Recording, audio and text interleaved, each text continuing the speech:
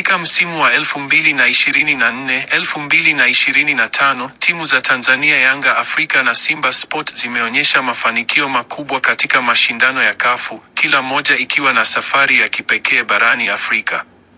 Ikiwa Simba Sport kilabu imeshiriki kombe la shirikisho Afrika CAF, ambapo hatua ya makundi Simba Sport ilipangwa katika kundi A pamoja na Sfaxien ya Tunisia, Constantine ya Algeria na Bravos do Maquis ya Angola. Mafanikio ya hivi karibuni Simba ilianza kwa ushindi wa 1-0 dhidi ya Bravos do Maquis, ikionyesha mchezo mzuri na udhibiti wa mpira. Mpaka sasa Simba Sport imefuzu hatua ya fainali ya kombe la shirikisho Afrika na itakutana na RS Berkane ya Morocco.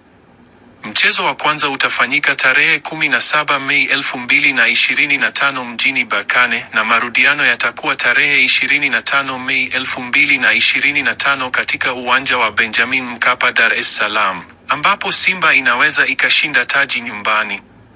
Huku Yanga Afrika ilishiriki ligi ya mabingwa Afrika CAF, ambapo hatua ya makundi Yanga Afrika